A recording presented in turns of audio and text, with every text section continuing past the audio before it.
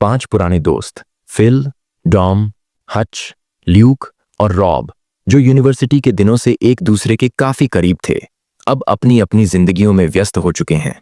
लेकिन समय के साथ उनकी दोस्ती फीकी पड़ने लगी थी। इस दूरी को मिटाने के लिए वे एक रियूनियन ट्रिप की योजना बनाते हैं। पब में बैठकर वे ट्रिप के संभावित स्थानों पर चर्चा करते हैं। रॉब, जो हमेशा रोमांचक चीजों की तलाश में रहता था, स्वीडन में एक एडवेंचर हाइकिंग ट्रिप का सुझाव देता है। लेकिन बाकी दोस्त इस विचार को अस्वीकार कर देते हैं क्योंकि उन्हें यह बहुत ज्यादा कठिन लगता है। रात के अंत में जब वे पब से बाहर निकलते हैं तो ल्यूक एक दुकान में रुकने की इच्छा व्यक्त करता है ताकि वह वोडका खरीद सके। रॉब भी उसके साथ जाता है, लेकिन उन्हें नहीं पता था कि यह रात उनकी जिंदगी को हमेशा के लिए बदल देगी।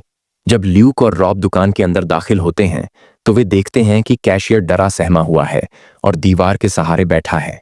इससे पहले कि वे स्थिति को समझ पाते, 2 सशस्त्र लुटेरे दुकान में घुसते हैं। ल्यूक तुरंत शेल्फ के पीछे छिप जाता है, लेकिन रॉब डर के मारे अपनी जगह से हिल भी नहीं पाता। लुटेरे रॉब से उसकी घड़ी और बटुआ छीन लेते हैं, लेकिन जब वे उसकी शादी की अंगूठी मांगते हैं तो वह देने से मना कर देता है। ल्यूक छिपकर सब कुछ देख रहा होता है। उसके हाथ में वोडका की बोतल होती है और वह दिमाग में योजना बना रहा होता है कि कब और कैसे हमला किया जाए। लेकिन इससे पहले कि वह कुछ कर पाता, लुटेरे रॉब को बेरहमी से मार डालते हैं।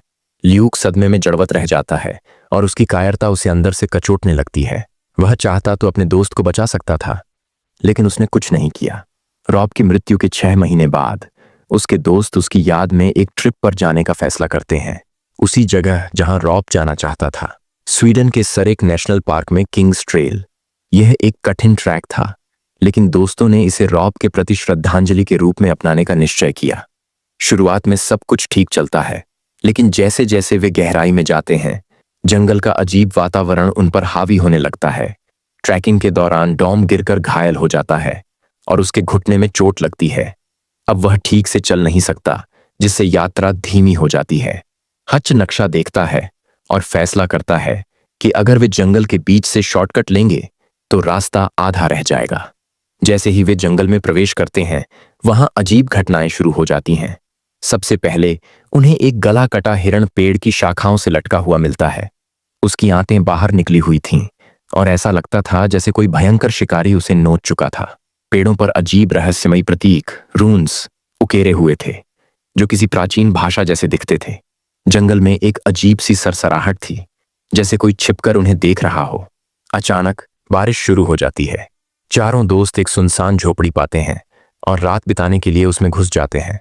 अंदर उन्हें लकड़ी की बनी एक डरावनी मूर्ति मिलती है, एक सिर कटी मानव आकृति जिसके हाथ हिरण जैसे सींगों की तरह फैले थे। रात में सभी को डरावने सपने आते हैं।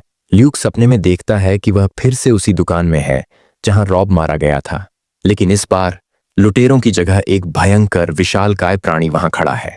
सुबह उठने पर ल्यूक की छाती पर अजीब जख्म होते हैं जो किसी पंजे जैसे लगते हैं। सबसे भयानक नजारा तब सामने आता है जब वे फील को अटारी में नग्न अवस्था में घुटनों के बल झुका हुआ पाते हैं, जैसे वह किसी शक्ति की पूजा कर रहा हो। घबराकर वे झोपड़ी छोड़ देते हैं, लेकिन जंगल में और गहराई में चले जाते हैं। ल्यूक को पेड़ों के पीछे छिपा हुआ एक विशाल हाथ दिखता है, लेकिन जब वह दोस्तों को बताता है तो डॉम यकीन नहीं करता और उसे डरपोक कहता है। रात में वे चीखों की आवाज सुनते हैं। हच गायब हो जाता है और अगली सुबह उसकी लाश एक पेड़ से लटकी हुई मिलती है, ठीक उसी तरह जैसे हिरण को मारा गया था।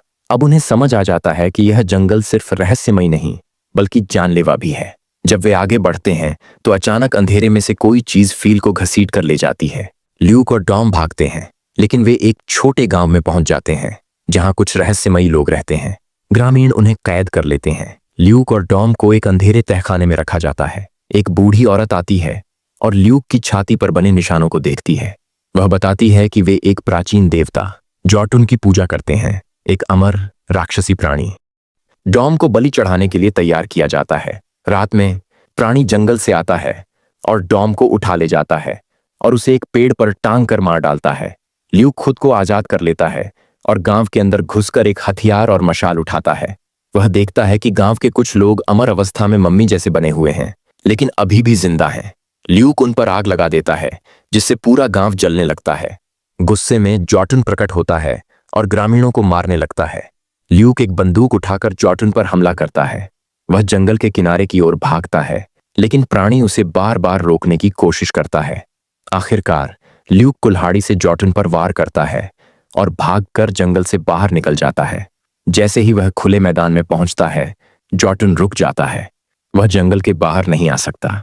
ल्यूक अपनी पूरी ताकत से चीखता है, अपनी जीत की घोषणा करते हुए। सड़क पर एक गाड़ी गुजर रही होती है। ल्यूक उसकी ओर बढ़ता है। एकमात्र जीवित बचा दोस्त